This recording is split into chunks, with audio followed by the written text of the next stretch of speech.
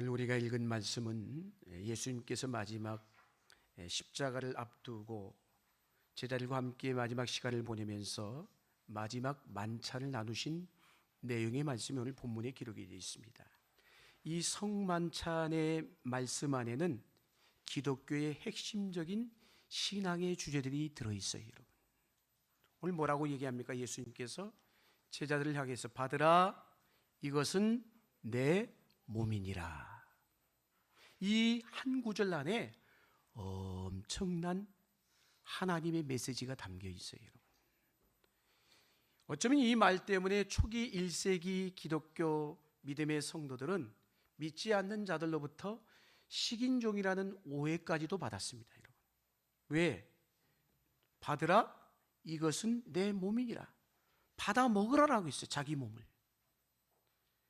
여러분, 그러나 이 본문에서 말씀하고 있는 이 떡은 주님이 당하실 십자가의 죽음을 상징하는 것이죠. 여러분, 우리가 보통 다른 사람에게 시비를 걸 때 그런 얘기를 하잖아요.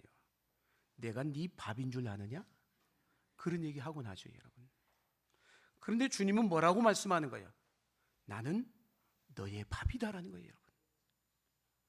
그러니 나를 받아 먹으라 말씀하고 있는 거예요.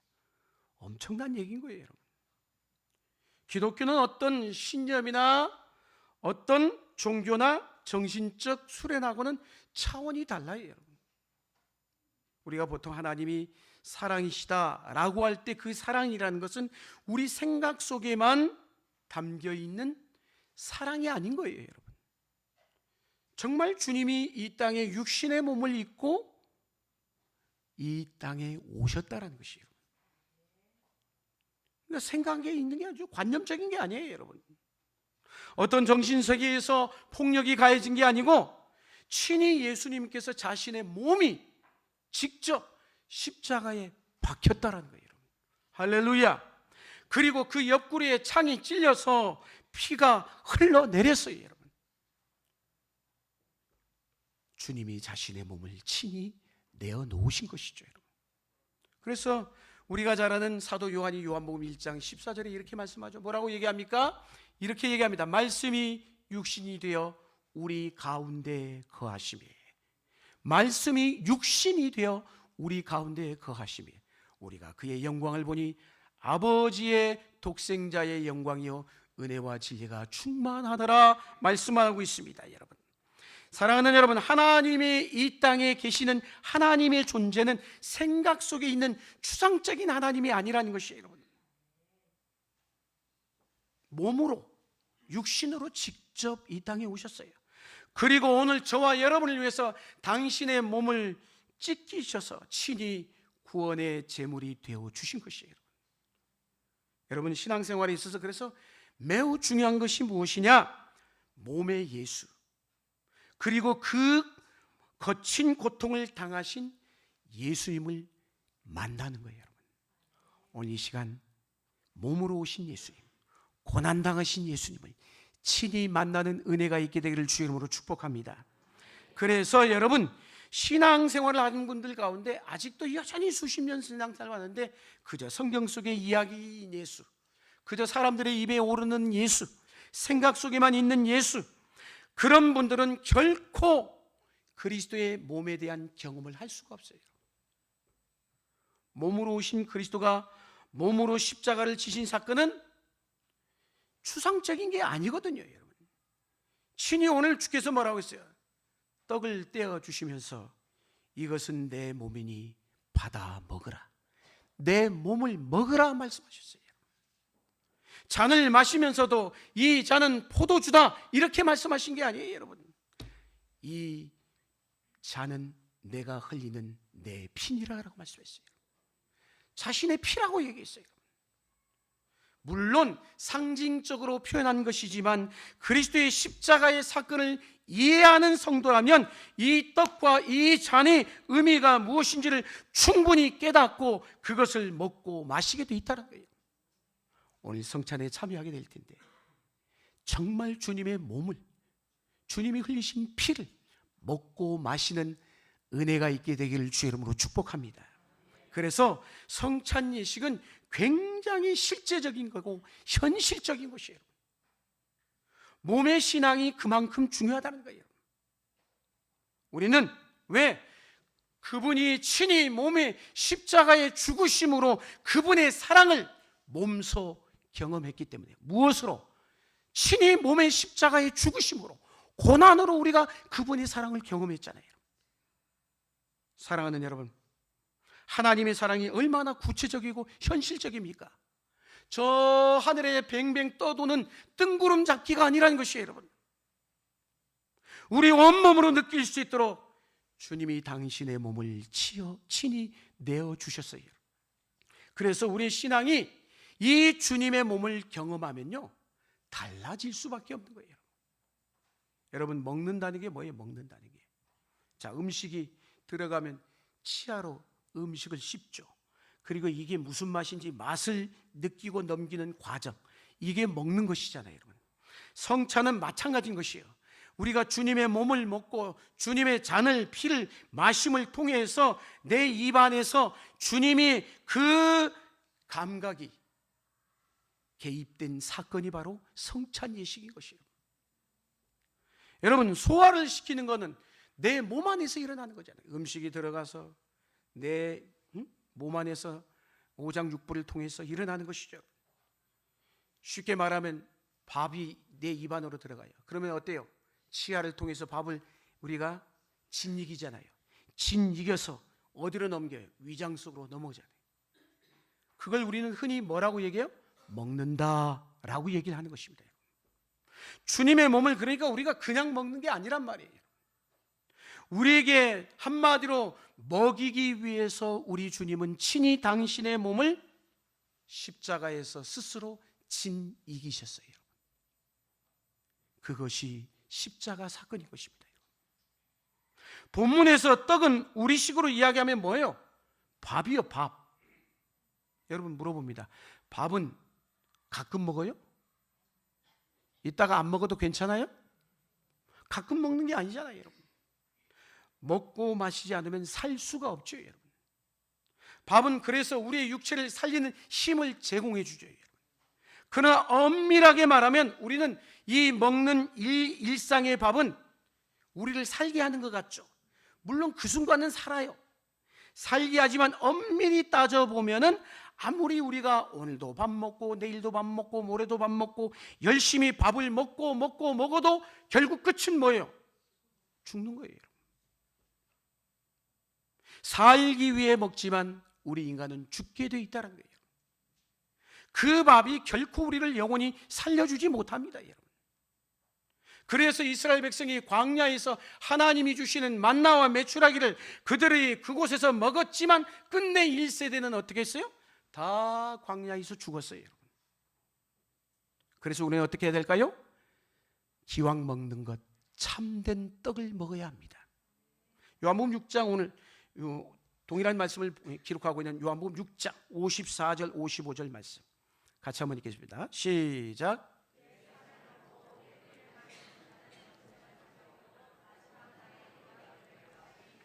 55절. 아멘. 여기 주목해야 될 단어가 참된이란 단어. 참된 양식이요 참된 음료로다. 여러분, 근데 우리가 먹는 우리 보통 먹는 양식에는 무엇이 빠져 있을까요? 이 참된이 빠져 있는 거예요. 일시적으로 물론 우리의 생명을 연장시켜줘요. 보존해 줍니다. 그런데 그것뿐이에요. 먹는 음료도 똑같아요. 먹고 나면 내일 안 마셔도 돼요? 조금 있으면 또 갈증이 생겨요, 여러분. 다시 목마릅니다. 그러나 예수님의 몸이 참된 양식이고 예수님의 피가 참된 음료라고 얘기를 하고 있어요, 여러분. 왜 참된 양식이고 왜 예수님의 피가 참된 음료일까요? 예수님이 친히 당신의 몸의 죽으심으로 우리에게 뭘 주셨기 때문에? 새로운 생명을 주셨기 때문인 것입니다. 여러분, 봄의 계절을 맞지 않아요? 이 꽃씨가 날아가지고 땅에 떨어지면 스며들면서 그 꽃씨 안에 있는 생명의 힘이 뭘 피워요? 자라게 해서 꽃을 피우게 돼 있죠, 여러분. 예수의 몸은 참 생명인 거예요. 우리가 믿음으로 떡과 잔을 받을 때 우리 안에 무엇? 예수의 생명이 들어오는 것이에요. 예수의 생명이 들어오는 은혜가 있다는 것이죠. 여러분, 우리가 밥을 먹을 때 어떤 일이 일어납니까? 입안에서 잘게 분해돼서 위장에서 소화가 되어 이것이 모든 육체의 영양분으로 공급되잖아요. 여러분. 밥이 그래서 내 안에서 뭐가 되고 뭐가 돼요? 피가 되고 살이 되는 것이에요. 여러분. 할렐루야. 그러나 밥은 먹은 이후에 형체가 없어져 버려요. 여러분. 그러나 우리 몸 안에서 없어지지만은 새로운 에너지가 재생이 되는 거예요. 마찬가지예요.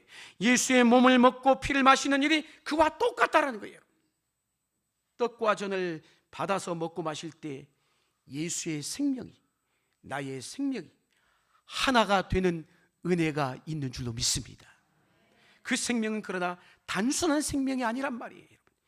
영원히 살게 하는 실질적인 생명인 것이에요. 죽음의 권세를 타고 들어갈 수 없는 강력한 생명인 줄로 믿습니다. 우리는 죄인으로 태어나서 그 순간부터 죽음의 권세가 우리에게 드리워져 있잖아요. 죽음의 권세가 우리를 짓누르고 있잖아요. 죄를 짓고 난 인간에게 찾아온 결과예요, 여러분.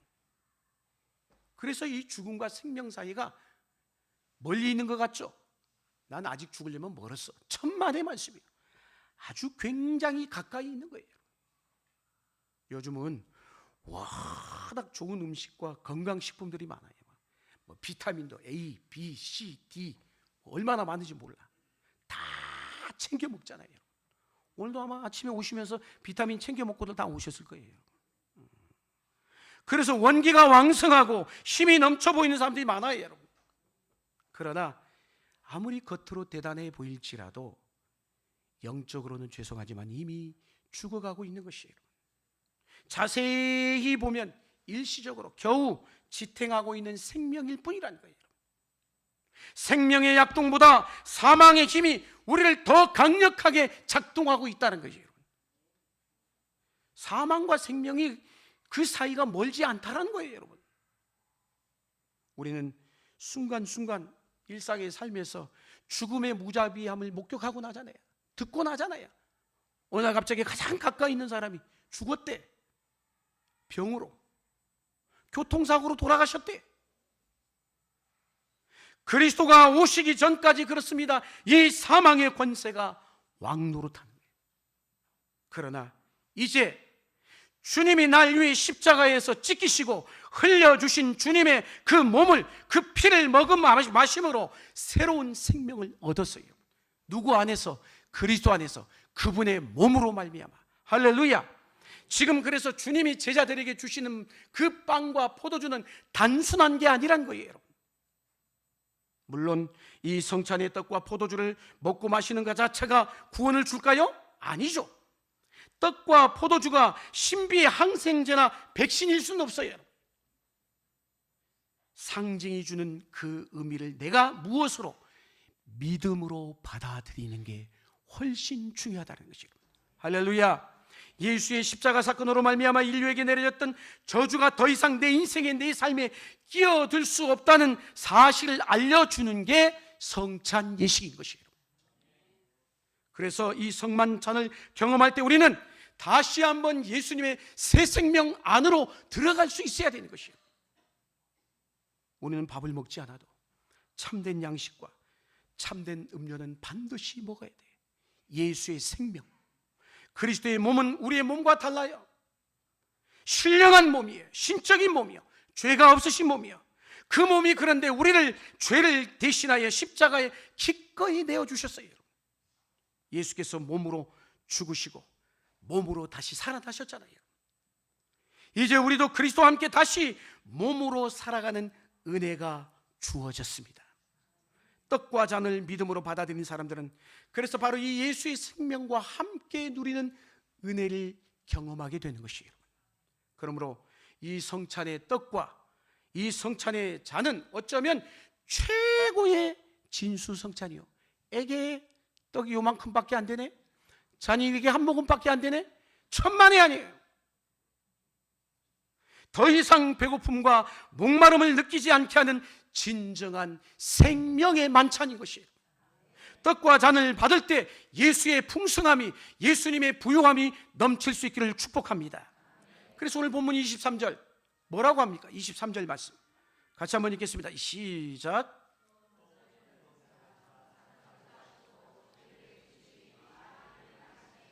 아멘. 성찬은 뭘로 시작하고 있어요? 감사 기도로 시작하고 있어요. 떡과 잔을 오늘 우리가 이 아침 마주하는 우리에게도 뭐가 필요해요? 감사가 필요한 것이에요. 그리스도의 죽으심으로 죄의 용서함과 구원을 얻게 하신 것에 대한 감사가 필요하다는 거예요. 이보다 더 큰 은총이 어디에 있어요, 여러분? 그래서 이 성찬이라는 헬라어 단어 유카리스트라는 이 단어의 뜻은 감사라는 뜻인 것이에요. 감사라는 뜻.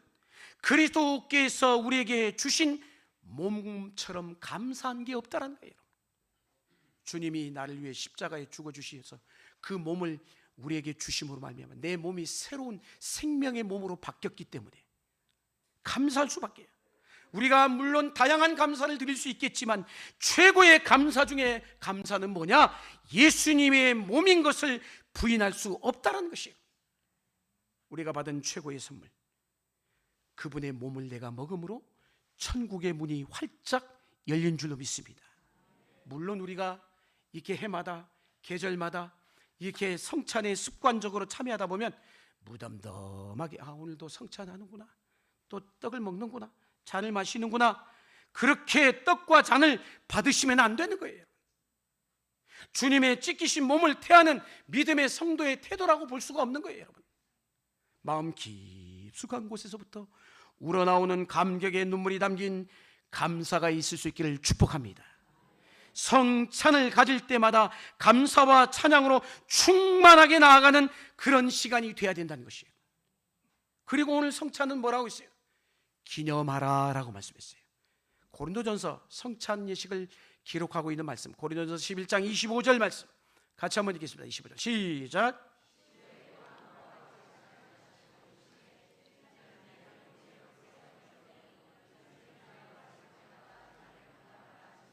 아멘. 성찬은 뭘 기념하는 거예요? 그리스도의 죽으심을 기념하는 거예요. 여러분, 기념한다는 게 뭘까요? 과거에 예수님이 날 위해 십자가에 죽으신 사건을 현재 내 삶으로 가져오는 거예요. 그게 기념하는 것이에요. 그리고 미래에 다가올 하나님의 나라가 그렇게 함으로 말미암아 내 삶에 가져오게 하는 거예요. 성찬은 그래서 과거와 현재와 미래가 만나는 사건인 것이에요. 과거의 시간에 대한 기억의 재생이 오늘 성찬을 통해 일어나야 되는 것이에요, 여러분. 기억을 다시 한번 소환해야 되는 것이에요, 여러분. 주님의 떡을 떼고 주님의 잔을 드시면서 나누어 주시는 과정을 주님은 그냥 말로 성경으로 기록으로 얘기한 게 아니라 우리의 눈으로 볼 수 있도록 시각하셨어요. 주님이 뭐라고 했어요? 떡을 직접 드시고 감사기도 하시고 축사하셨어요. 그리고 그 떡을 제자들로 하여금 바라보게 하심으로 그 떡을 떼어주셔서 먹게 하심으로 온 몸으로 느끼고 경험케 했다는 거예요. 시각적인 거예요. 그렇다면 우리는 2000년 전의 이 사건을 어떻게 기억하며 다시 한번 회상하며 떠올릴 수 있을까요? 성찬에 관해서는 종교개혁 이후에 많은 의견이 나눠졌습니다. 종교개혁자들은 이전의 의식들을 많이 간소화하거나 없애버렸어요. 루터는 이전의 의식들을 그래도 가능하면 전승하고자 노력했는데 이 장로교를 창시한 칼빈은 의식을 거의 없애버렸어요. 로마 가톨릭에서는 성찬 예식에서 먹는 떡과 잔을 뭐라고 주장합니까? 화채설이라는 것을 주장합니다. 화채설이 뭘까요? 떡을 먹을 때, 잔을 마실 때 그 떡과 그 흐르는 그 피가, 잔이 직접 예수님의 몸이 되고 예수님의 피가 바로 된다라고 주장하는 거예요. 말이 돼요? 그래서 로마 가톨릭에서는 미사를 집례하면서 성찬 예식하는 가운데 여러분 이 떡과 잔을 굉장히 신중하게 다룹니다. 빵과 포도주를 신성시한다는 거예요. 심지어 포도주가 조금이라도 남지 않도록 수건으로 닦아냅니다. 깨끗이 담아내야 되기 때문에 그래서 로마 가톨릭에서는 성당에서는 붉은 포도주를 사용하지 않고 백 포도주를 사용합니다. 개신교는 그러나 기념설과 영적 임재설을 받아들여요. 성찬은 주님의 십자가 죽으심을 기념하는 것으로 지키는데 우리는 그 기억을 경험하지가 않았잖아요. 그렇다면 어떻게 기억할 수 있어요? 경험하지 않았는데. 성령의 도우심이 필요한 것이에요. 할렐루야. 우리가 그것을 기념할 때 성령이 우리를 이끄심을 통하여 그리스도께서 영적으로 임하신다는 것을 경험하는 것이에요. 그런 은혜가 있게 되기를 축복합니다. 우리가 잘 아는 그래서 부활하신 후 예수님께서 여러분 두 제자에게 나타나셔서 엠마오로 내려가던 제자에게 나타나셨던 사건의 말씀이 있죠. 누가복음 24장 30절 31절 같이 한번 읽겠습니다. 30절 31절 시작.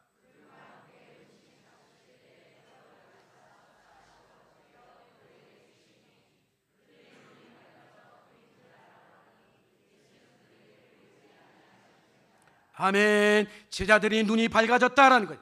그건 뭐예요? 육안이 아니라 영안이 뜨였다는 말인 것이에요. 말씀을 풀어주실 때 주께서 그들의 마음이 뜨거워졌다는 건 뭘까요? 그들에게 성령이 임재하셨다는 말인 것이에요. 할렐루야. 마찬가지로 우리가 오늘 이 시간 성찬 예식을 통해 주님의 떡과 주님의 잔에 참여하게 되는데 영적인 깨달음이 깊어지셔서 여러분의 심령이 성령 충만한 은혜와 축복을 경험할 수 있기를 주의 이름으로 축원합니다. 우리는 떡과 잔을 받을 때 주님의 몸과 피가 의미하는 것을 믿어야 합니다. 그러나 빵과 포도주는 하나의 상징으로 보죠. 그렇기 때문에 빵과 포도주 자체는 신성시하지 않아요.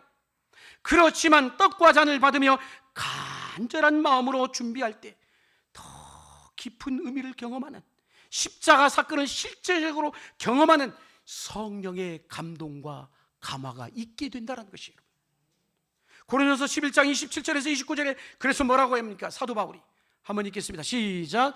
그러므로 누구든지 주의 떡이나 잔을 합당하지 않게 먹고 마시는 자는 주의 몸과 피에 대하여 죄를 짓는 것이니라. 28절 사람이 자기를 살피고 그 후에야 이 떡을 먹고 이 잔을 마실지니. 29절 주의 몸을 분별하지 못하고 먹고 마시는 자는 자기의 죄를 먹고 마시는 것이니라. 아멘. 성찬을 대하는 태도를 이야기하고 있어요.